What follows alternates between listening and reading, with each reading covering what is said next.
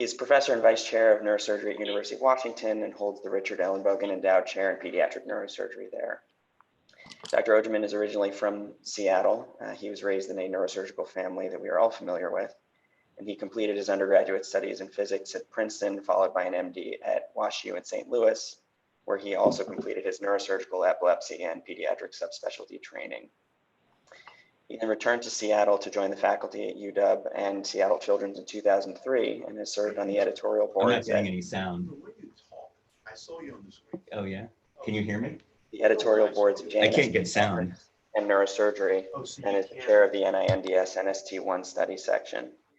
He has many current and past federal and institutional grants supporting his work studying epilepsy at a network and tissue level, and is currently secretary of the ASPN and a member of the ABPNS board. On a personal level, I had the pleasure of training with him in Seattle, and he is one of the more brilliant people I know. And his dedication to his patients is a quality to which I think we should all aspire. So following Dr. Ojemann, in about 20 minutes, is Dr. Jeff Blount in our battle of the Jeffs this morning. Dr. Blount is chief of the Division of Pediatric Neurosurgery at Children's Alabama and a professor in the Department of Neurosurgery at the University of Alabama, Birmingham. He originally hails from Ann Arbor, Michigan, and attended Washington and Lee University for his undergraduate studies and the University of Rochester for medical school. He completed his neurosurgical training at the University of Minnesota and pediatric fellowship at the Hospital for Sick Children in Toronto. Among his many professional accomplishments, he is a commander in the U.S. Navy Reserve after serving as an active duty staff neurosurgeon from 1996 to 1999. Dr. Blount has published more than 150 articles on a range of subjects, most notably advances in care for patients with spina bifida, pediatric epilepsy, and is currently on the editorial boards of JNS Pediatrics and Neurosurgery. So I could go on for a while about both of them, more than any of you would like to listen, but I would just like to add that in addition to their professional accomplishments, I noticed in reading, I was taken in reading their CVs by how many influential pediatric neurosurgeons have spent time under their tutelage, and I'm looking forward to hearing their insights this morning. And just one other brief mention of who else is on the call from the pediatric world. We have Dr. Ghatan, myself, Dr. Muh, and Dr. Pisapia from the New York area, as well as Dr. Sarah Shmage from Children's National in DC. So thank you all for joining us, and I'll turn the screen over to Dr. Ojemann.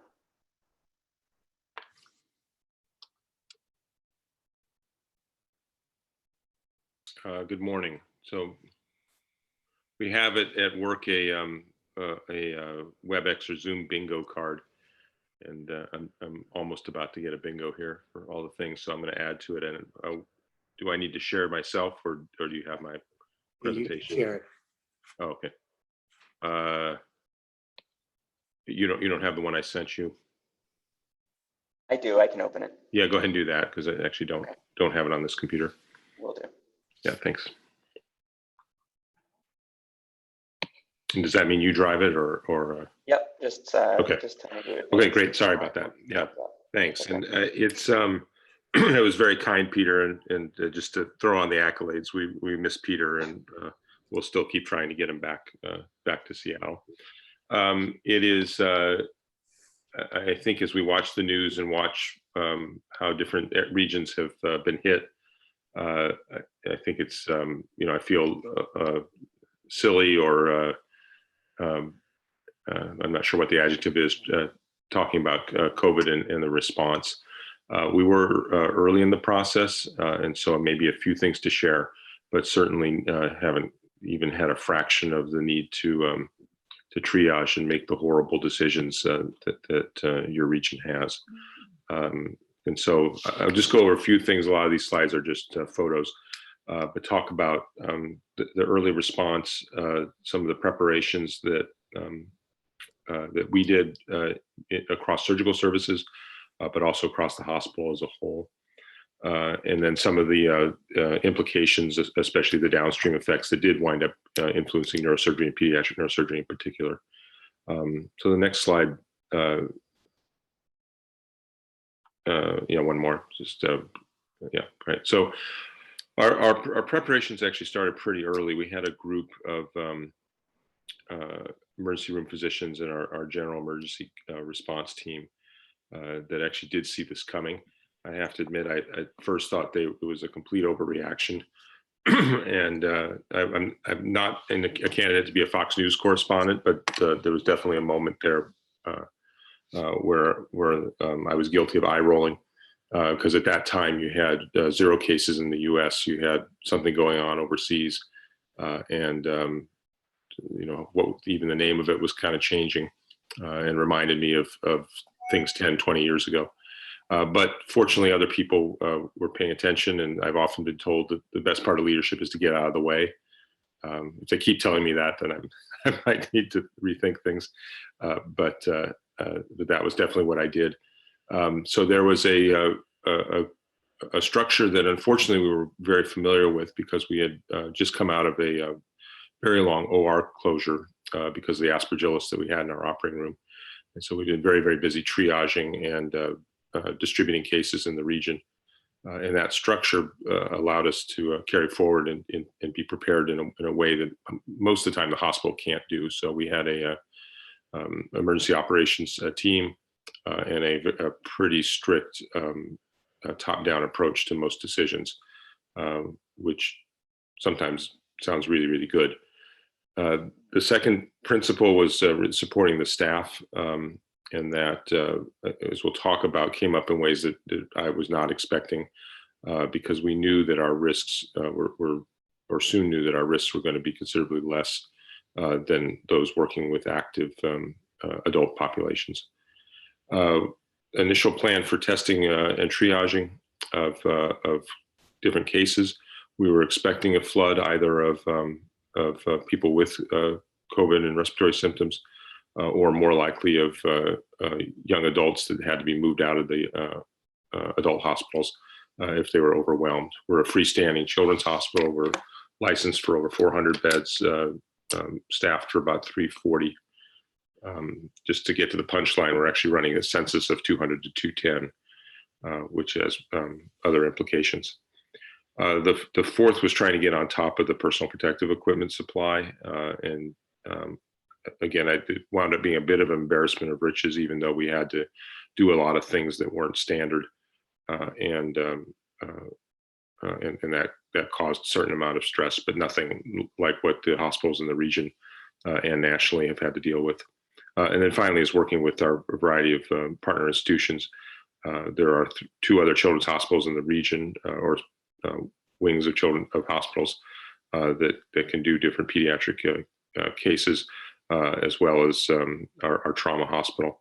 And we were anticipating those to be overwhelmed as well. Next slide. So the first patient in the region was identified January 21st, and that was the first in the nation. It was someone with a travel history. So that we were a little surprised, because Seattle actually wasn't on the list of airports that was being screened that week, even though we had a pretty brisk travel connection to China and to the Wuhan region in particular. But a few days later we were. Nevertheless, it's pretty clear it was already in the community.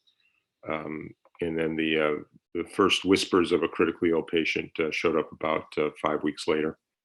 And that patient died on the 29th.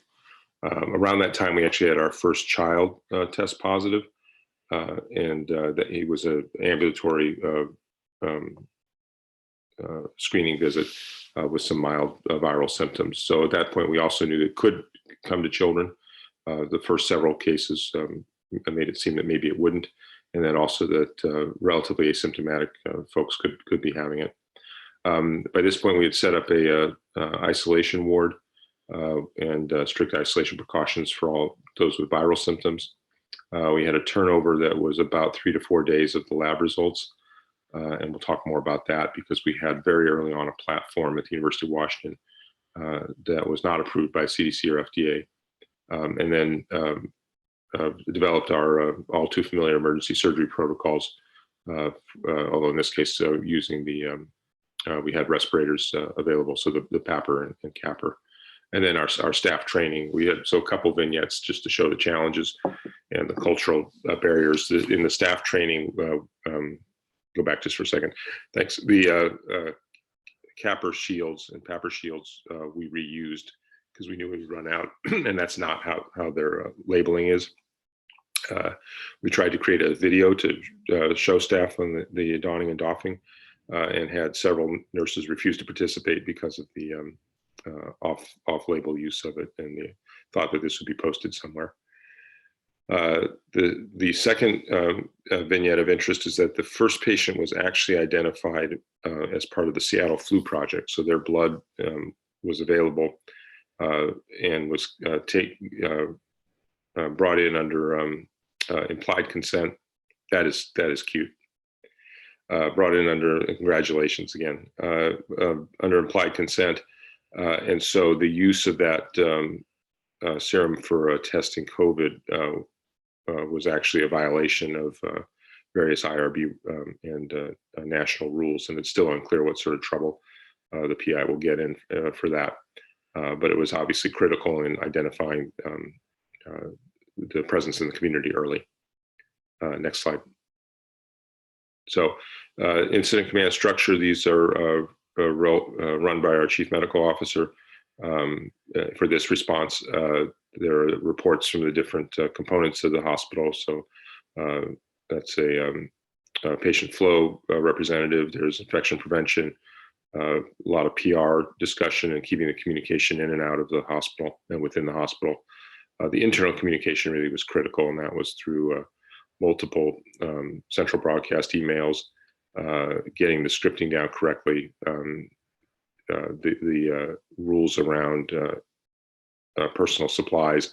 Can you bring in a mask or not? Where should you be wearing a mask? What kind of a mask? These things all had to be communicated effectively and changed literally several times a day. Next, please. Again, that communication, and our CEO was front and center as well. We set up a lab test facility, a drive-through facility for symptomatic workers, and then expanded that to patients. And that was about 2 miles north of here, with a tent and isolation equipment for the workers. And what I found surprising, but definitely had to face head on, was the fear. It was clear early on, clear that kids were going to be much less affected, both much less sick, but also at a much lower rate. There was a lot of discussion of, well, therefore they're asymptomatic carriers since they don't get symptoms, and the mythology of therefore all kids must be carriers because they're all asymptomatic. And the actual rates were quite low, but they weren't zero. And it became clear over time that there was some risk with the kids, but again, in proportion to what our colleagues were facing and what then assumed the rest of the nation was facing, it seemed relatively low. But at the same time, I had to remind myself that complacency could definitely get us in trouble, and then also that the workforce was itself the biggest risk, because we did have a reasonable rate of workforce infections. And I'm even cringing looking at this picture because I can see that people aren't separating appropriately. But I think it's an old photo. Next. So we had originally, again, kind of a sense that maybe this wasn't going to be so bad.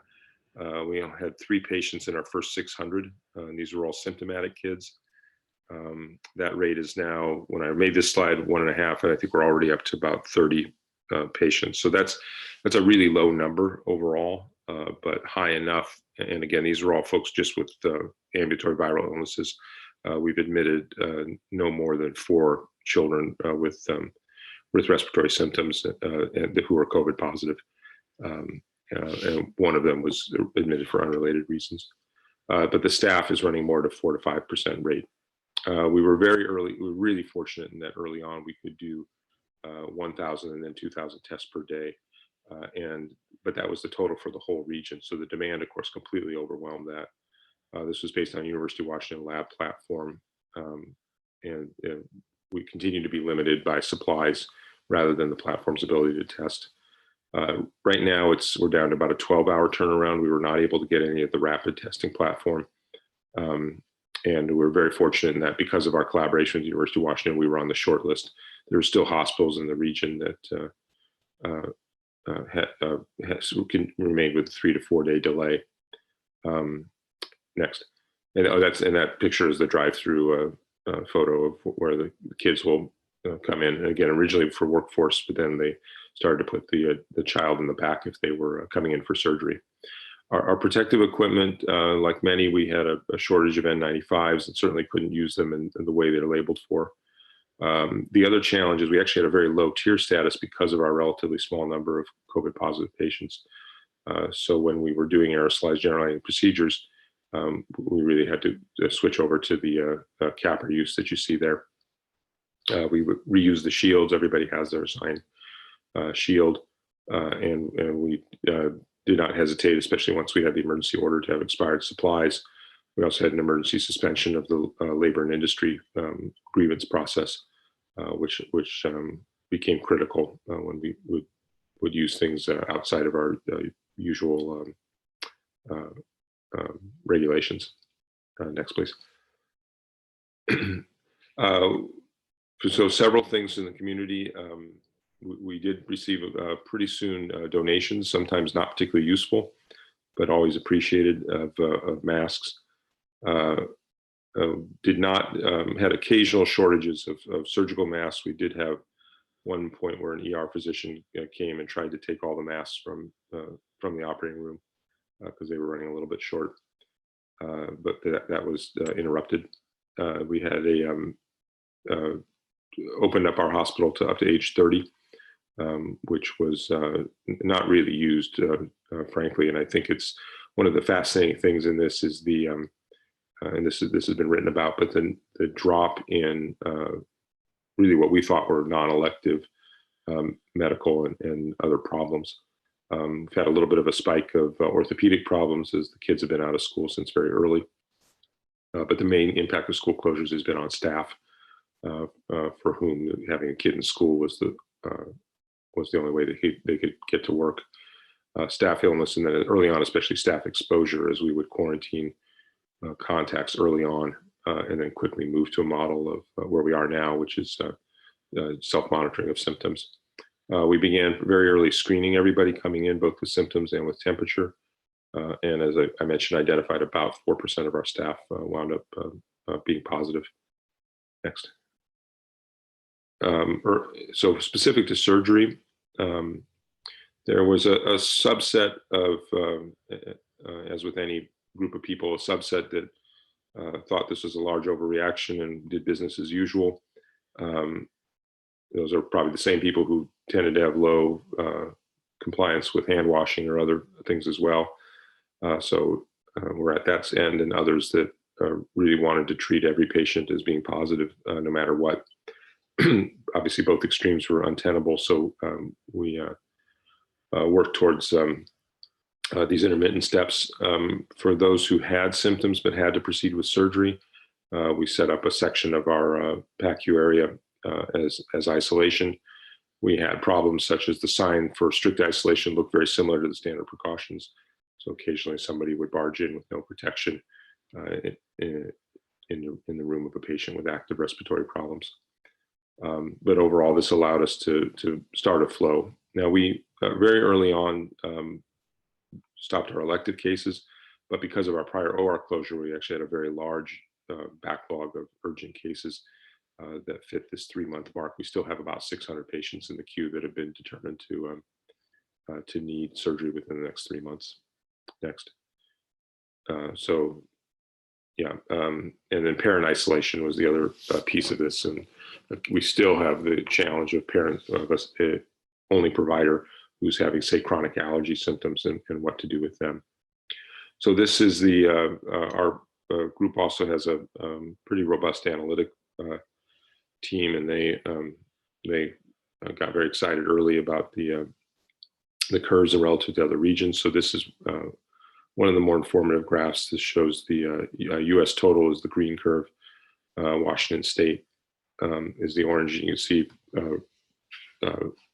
one of the first in the nation to rise up there. But then we also had a pretty early bending of the curve So within a couple of weeks, we saw our rates start to drop, and then we are flattening, fortunately. So the rest of the work has been around surgical screening. So the governor issued an order next, but we actually closed our ambulatory center on March 13th, and that was really driven by community concern, comments from parents of elective surgery that they were surprised we were even doing this, and cancellation of patients themselves, as well as staff that were becoming increasingly uncomfortable. So that ambulatory center is about 5 miles away with 3 rooms.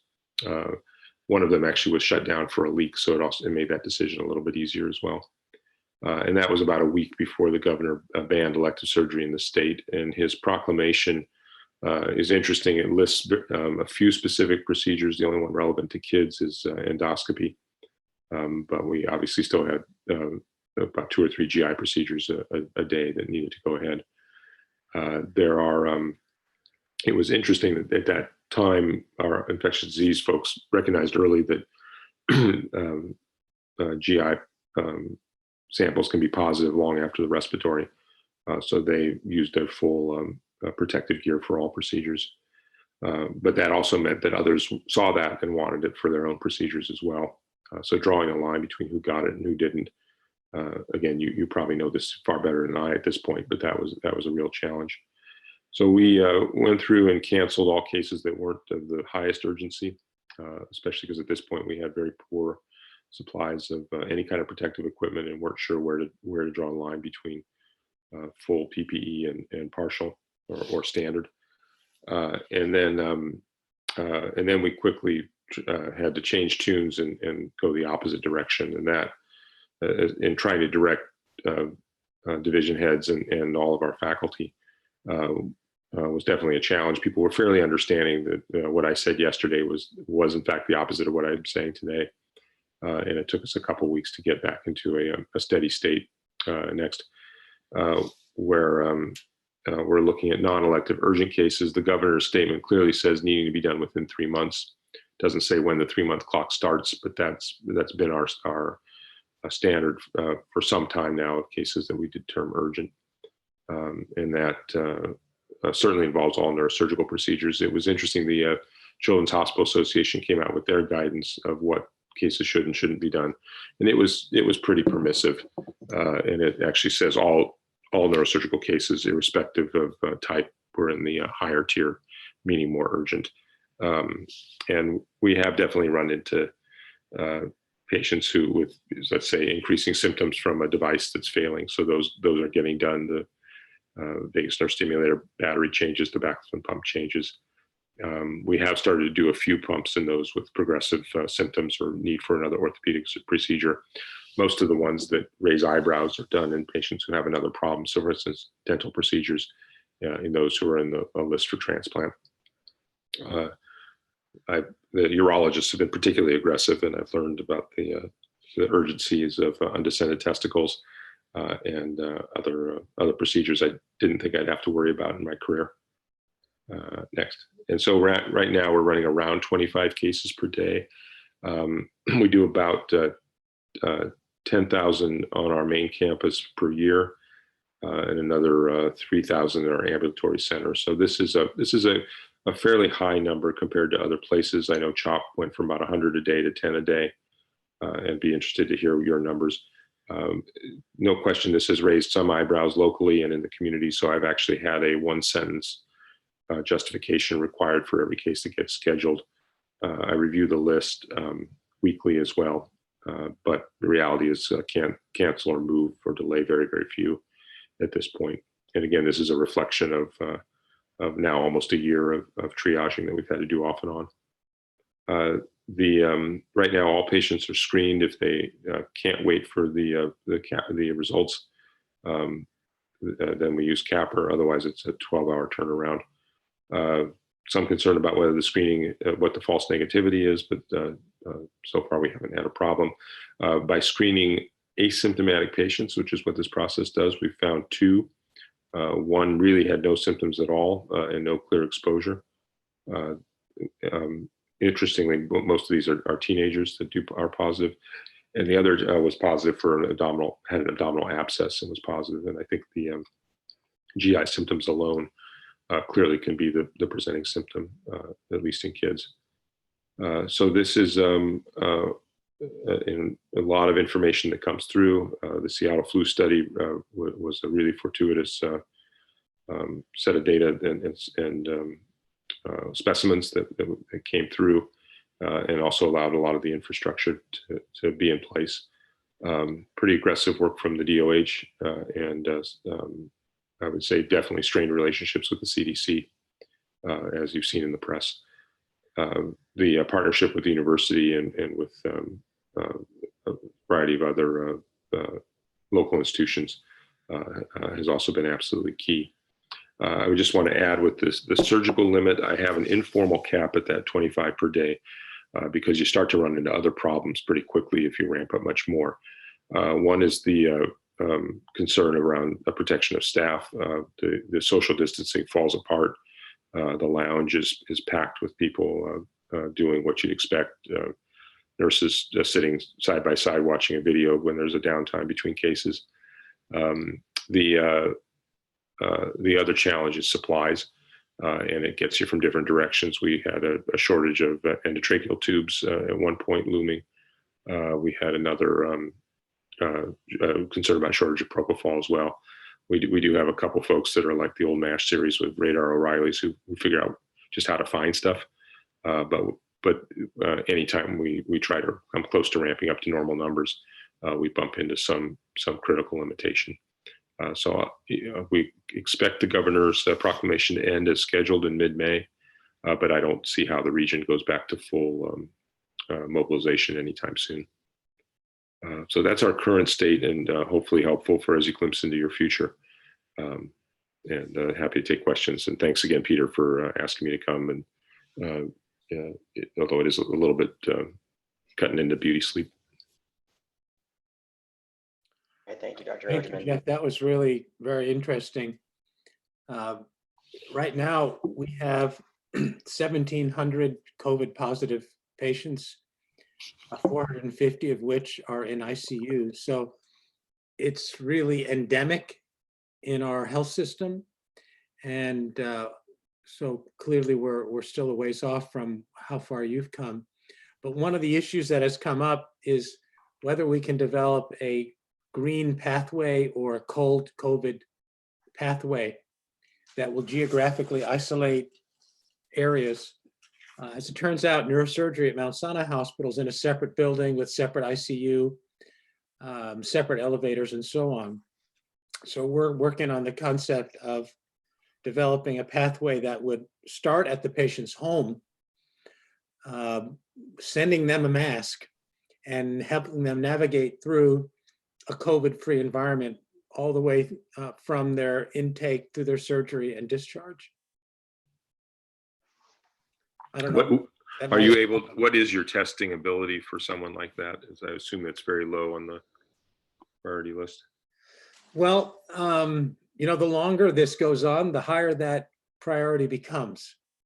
And so I'm told now that we can test. And in fact, we have to test. The rules are that we won't operate on anything other than an emergency without 2 negative tests. 2 negatives, interesting. 2 negatives, yeah, which reduces the false negative rate down to 10%, but it's still not insignificant. So we can't guarantee a totally COVID-free experience, right? But we can reduce that. Yeah, I think that's really the challenge. And then the sensitivity numbers vary. I don't know what test you're using. Ours is quoted as being 95%, but I believe that's based on a lab standard. And it's the 2-segment PCR. So I don't know what's different, or if anything. And I think that's the psychological effect of even a single negative test was huge. But whether it's safe or not, I don't know. I assume, are your rates, do you have numbers on your rates in kids of what you're finding when you test asymptomatic, otherwise urgent cases? I don't. Peter, Saadi? So I don't have the testing positive rate. What I can say is that in total, we've had about 15 inpatients over the last month, inpatient pediatric patients test positive, and only 3 to 4 of them needed any kind of positive pressure or ventilation. None of them required intubation. And those 3 to 4 were typically obese teenagers, so in the higher risk category, and the rest were largely asymptomatic. Hey, Yeah, Jeff Wissoff, wonderful presentation. Yeah, thank you. Good morning.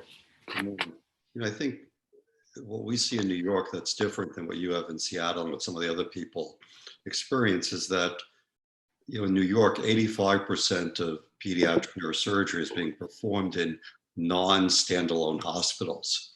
Right. So whereas a lot of what you dealt with were the challenges of being a pediatric facility, our challenges come to being part of the overall resource package for an institution. It was interesting, we had the same definition of elective surgery, being able to wait 3 months on March 13th. By March 17th, it went down to 1 week, and by March 21st, it was only life-threatening emergencies.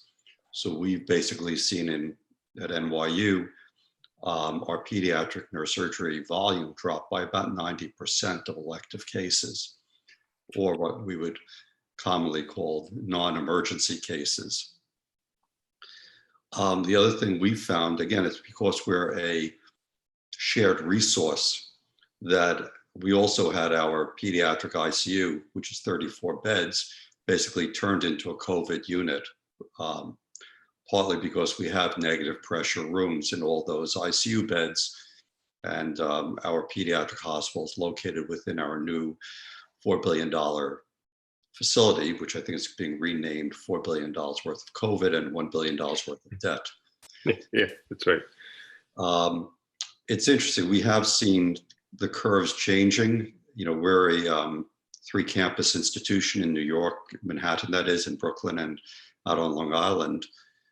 There's no question in Manhattan, we've had the highest number of intubated patients, whereas in Brooklyn, we've had the highest number of deaths. And I'm sure there's a demographic there that reflects the underlying obesity, hypertension, and other comorbidities that seem to be so critical, as well as age. Those of us over 65 years of age have been told to stay away from the hospital unless you're an infectious disease consultant. In spite of large numbers of shunt infections over 40 years, I'm not considered an infectious disease consultant, fortunately. Yeah, the rumor is there's 2, so that's the of yours. Oh, thank you. Yeah. But it's definitely, it's interesting to hear how, you know, you were at the vanguard of the entire pandemic in the States. You brought it under tremendous control quickly, I think, both with social engineering and just demographic distributions. And we're still in the thick of it and are looking hopefully to early to mid-May to start to bring on our backlog of patients. It definitely is interesting seeing elective brain tumor patients by video conference and now telling them, don't worry, you can wait 2 to 3 months. And so I want to give Dr. Blount a chance to present his slides. So I'm going to pass the screen over to him. Dr. Blount, if you can take the share screen function from the bottom.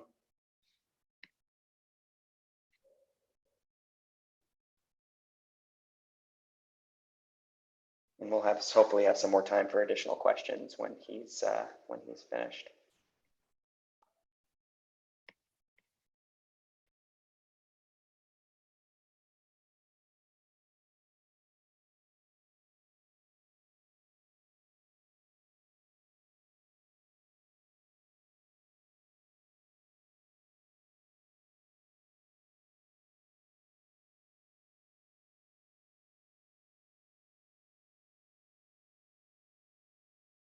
There we go. Peter, can you hear me?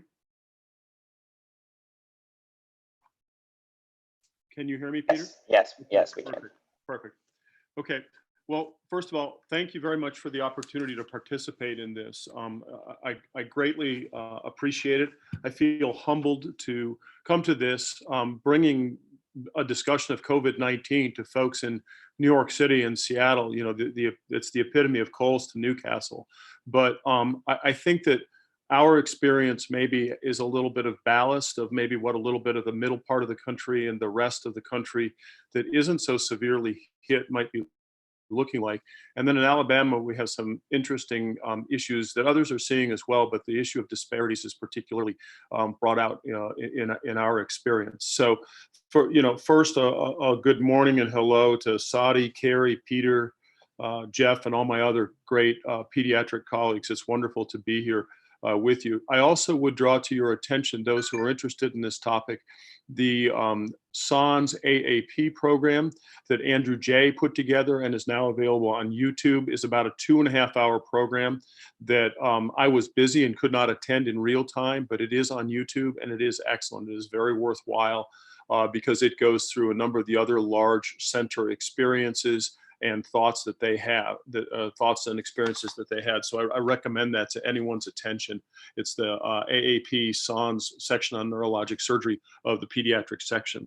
So our experience in Alabama has been a bit more modest than what the New York experience or the Seattle experience has been. This is our state's department that they update on pretty much about an hourly or even less basis. And I think that the take homes here are, when you look at the state of Alabama, most people know very little about it. I knew very little about Alabama before I moved here. And it's not a state where one large city predominates, like in New York or in Washington, where, the New York metropolitan area and of course Seattle so predominate. In Alabama, it's a little bit different. Birmingham is probably the best known city outside, but it's not that much larger than a number of the other cities. And as you can see, the distribution has been a bit more scattered throughout the state. Overall, Alabama's looking at about 4,000 cases, which is much more modest. We've had about 100 to 110 deaths, which again is a smaller experience. And we've had just right around 500 patients hospitalized. UAB is our major academic medical center. And we have been pleased to see that our census at UAB has been running stable at about 55 over about the last couple of weeks. So if you just sketch out the states according to who is most affected, of course, New York at the top with New Jersey, the New York, New Jersey metropolitan area. Alabama is number 22 on that list. So we're really in the center of the country. It matches us demographically and size-wise. We're in the mid-20s on demographic as far as our almost 5 million people who live in this state. And as far as our size, we're also right in the middle. So Alabama, while it's a state in the Deep South, I think it's somewhat representative of what may be happening in some of the places that haven't been quite so hit so hard.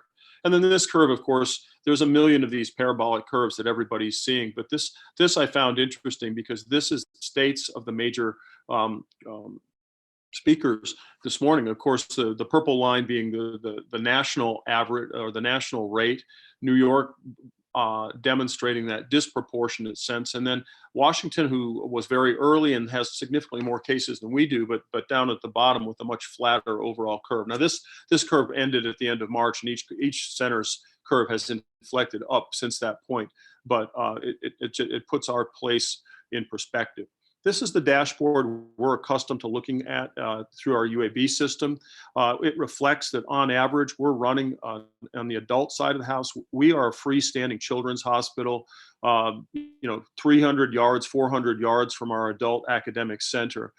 So many of the issues that Jeff talked about are resonant here and are similar to what we experience. Our adult colleagues have an inpatient census that has been hovering right around 50 patients a day, and we've been very pleased that that's been hovering there for a better part now of at least 2 weeks. So we're hopeful that we're not going to continue to see a markedly greater spike. The initial models showed that the period of time actually today through the 20th, we're supposed to be the worst according to the most current models in the state of Alabama. So far, we're holding steady with these numbers. Cumulatively, we've had just under 150 patients. We've had about a dozen deaths of people at UAB. We're running about 55% occupancy, so we're not exceeding our capacity like New York. We have COVID positive patients, about 40 of whom 22 are in the ICU and 14 are ventilated as of yesterday. There's another just shy of 20 on acute care floors. Like other centers, we have outpatient centers of a variety of different types. We have drive-through centers downtown and in the community, as well as a respiratory clinic associated with the UAB Center. Our research protocol, our research portal, a number of different lines of investigation are underway here at UAB. 62 faculty members have an active program registered under the UAB COVID-19 research portal. A variety of mechanisms being looked at, both with regard to animal modeling, preclinical models, the development of a biorepository, as well as, of course, clinical registries, which I think are going to potentially be contributory. As you look at this virus, it's rarely the virus itself that seems to get the folks into trouble, but more the cytokine storm. And there appears to be very pronounced variability in that between people from person to person. Older people seem to be certainly at elevated risk, certain identified risk groups as well. But I think the potential for registries and sorting out what are the qualities and the characteristics that make the hyper responders. So hopefully registries and databases will be contributory there. Several clinical trials are underway. Remdesivir is a promising medication developed here that was very promising in an animal model. There's a big virology program and commitment here that has been for years. The other thing that's a little novel to the clinical approach at UAB is a fairly aggressive trial on nitric oxide for patients that are ventilated and are in a severe situation. But I think really if UAB is to make a contribution, or if Alabama is to be remembered by a group listening to a presentation from New York and Seattle, I think the issue that we can potentially illustrate is that of disparities. Because when one looks at the mortality data associated with this infection, it clearly separates out. This is not an even distribution whatsoever. Jeff Wissoff was alluding to the directive from their institution that folks over 65 aren't even supposed to come to the hospital. And that reflects the mortality demographic, right? Over 65 years, it's about 70% of deaths in the state of Alabama. And the other great issue here is that this really shines a light on the issue of healthcare disparities. And this is an issue that UAB's had a dedication to and an institutional commitment to for some time. Obviously, we have a large population of African-American citizens here. We have about 27% of our population of 5 million people is African-American. About just shy of 70% is Caucasian, with a small number of Hispanic and Asian people as well. When you look at it, we have a 20%, it's about a 26% rate of African-American people in our population, but the mortality is exactly double that. 52% of the people in Alabama that have died from COVID-19 related infections have been African-American. And that of course raises the issue of disparities. And it really shines a light on this major problem within our healthcare system in Alabama, but not just Alabama. This is a problem that crosses across countries, crosses across regions, and of course it crosses across healthcare systems. And a number of contributors. This is our dean. This is Selwyn Vickers. He's a transplant surgeon who I had the pleasure of actually crossing paths with when I was a resident at the University of Minnesota. He's a transplant surgeon. He's ascended to the dean here, and he's been a spectacular leader. He's a visionary guy, a very likable guy, and thinks like a surgeon, which makes it very pleasant to work for and work with him. He's a leader in the field of disparities, and it constantly draws our attention to this. What are the contributors? Limited access to care, the fact that certain populations are under stressors that are not, again, evenly distributed. As a result, we see patients in these communities that have higher rates of chronic disease like insulin-dependent diabetes or chronic renal disease. A large disproportionate percent of these populations work in must-attend service industries, such as transportation or the food service industry. I stopped last night to get my son some quick food on the way home And all the folks that were working at this particular quick food place were African American. Many folks lack a quiet, isolated place. Furthermore, the testing that's so central to this, so central to making informed discussions.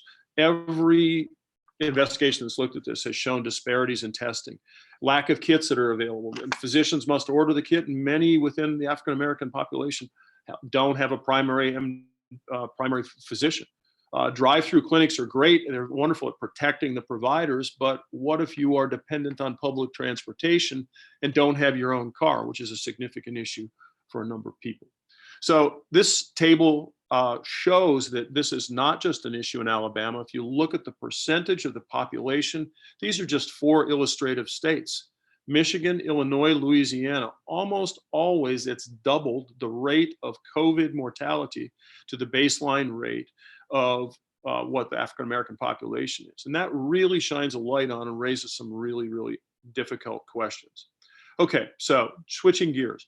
COVID-19 at our facility has so far we have not had a high incidence of this. Like other centers, it appears that children are significantly less involved and less symptomatic.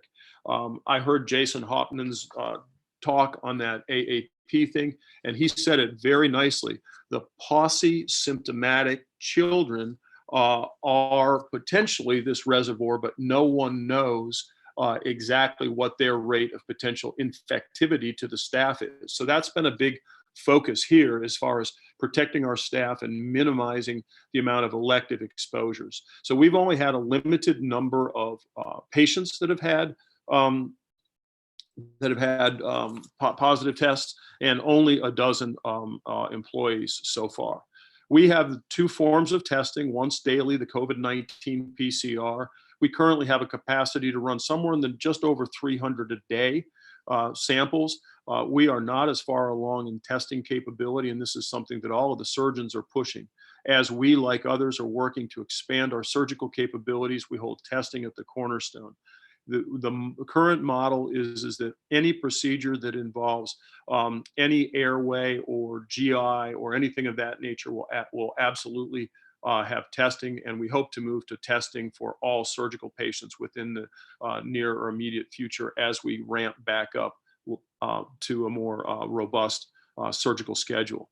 We have the SARS-CoV-2 test that can be run on a single patient. This is only intended for emergent use, requires the prescription by an ID physician. It has a problem with false negatives, and so if it is a negative result, then we run the PCR test as well. So before COVID, this is a robust, busy service with a fellow 825 to 900 cases a day, the usual sorts of academic activities and a robust pediatric neurosurgery program. The cornerstone of our place is morning report. Used to be, we would all sit around a table, show every case, discuss every case, all the admissions overnight, cases for the day, and then running the list. Now that enterprise is performed, but it's all done by Zoom. The exceptions are the attending on call, 1 nurse, the overnight resident, and the on-call resident for the day. So now there's 4 people in a large conference room. We wear masks and we try and socially isolate.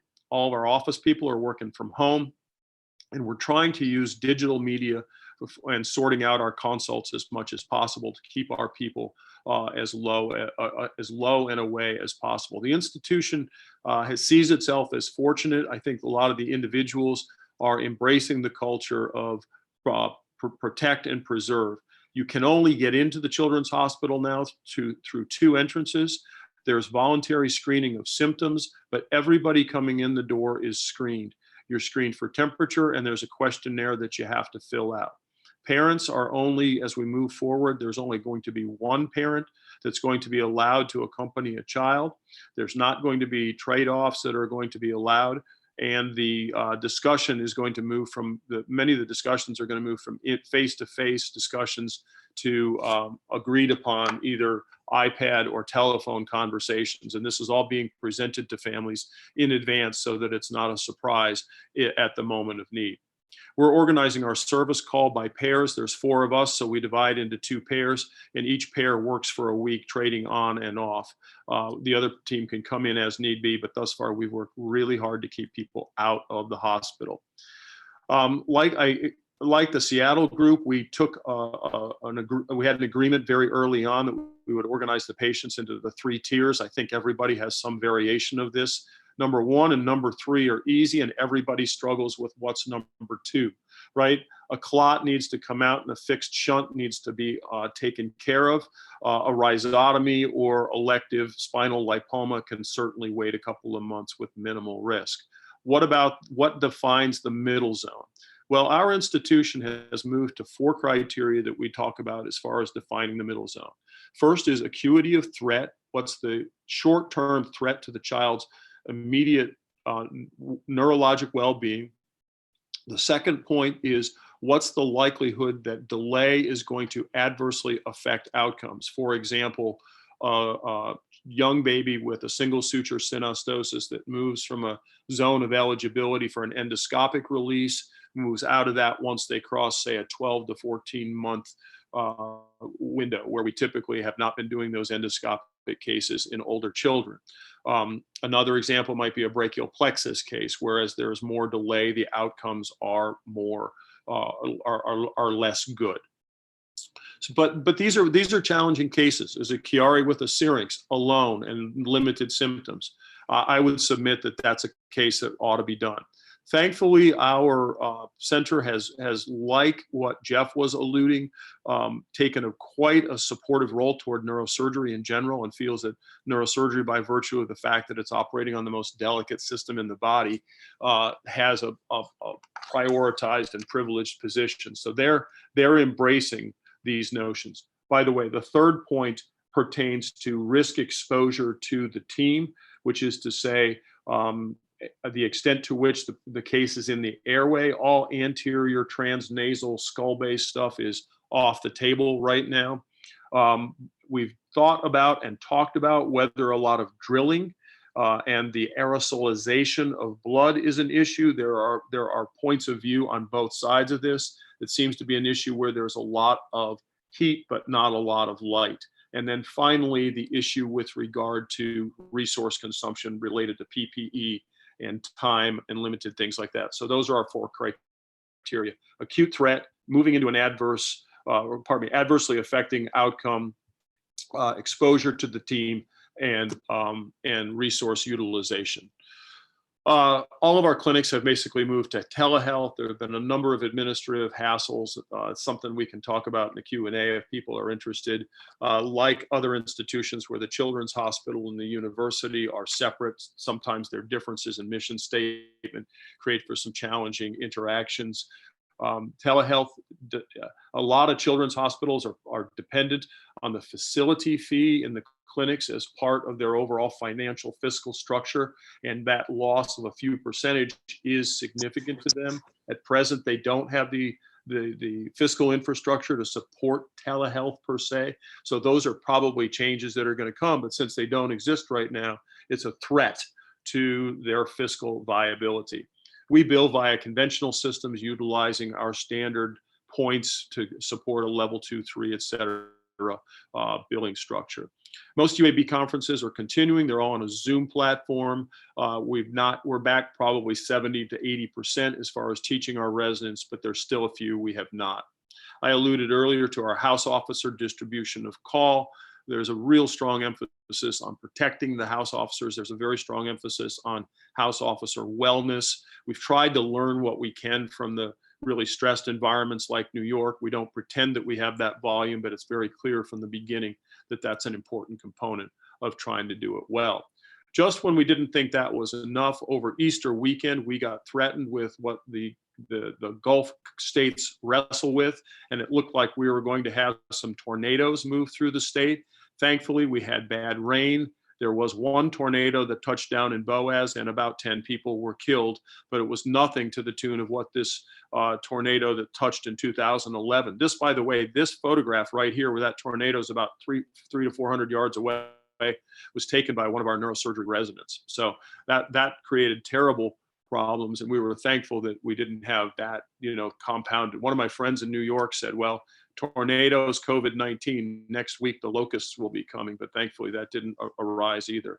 So I'll leave you with this. This is a lovely quote by Martin Luther King. It takes us back to disparities. It talks about injustice anywhere as a threat to justice everywhere, and our inescapable network of mutual tied garments. And so I'll leave with that, close with that, look forward to questions, and thank you all again for the opportunity to participate in this. Thank you, Dr. Blount and Dr. Ojemann. So we're up against 9 o'clock here, but we'll let the discussion continue for anyone who would like to make additional comments or ask questions. I just wanted to add that since each of you mentioned how this has affected surgical volume in your systems, when we're looking at the Mount Sinai Health System, all surgery included, we do about 550 cases per day across the health system. And now we're down to about 30 per day. So clearly this has dramatically reduced surgical volume across all surgical subspecialties, neurosurgery included. And when I look at the daily OR schedule for neurosurgery at Mount Sinai Hospital, we're doing about 1 to 2 cases per day, which is a big change from previously. So thank you all for coming, and I'll open it up to additional questions for anyone who would like to continue to join us.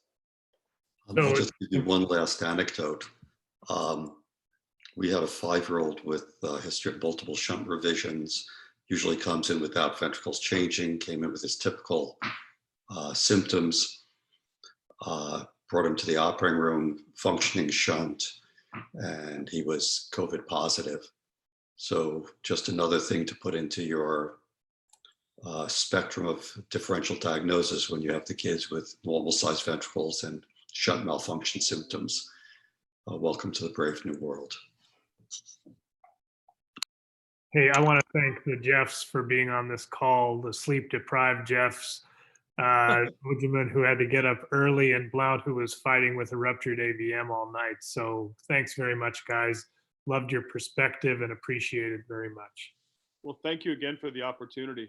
It's a great group, and it's a wonderful group of people and on this call. So good morning to everybody, and stay safe and stay well. Take care. Yeah, thank you. And thanks, Jeff. That was great. Thank you.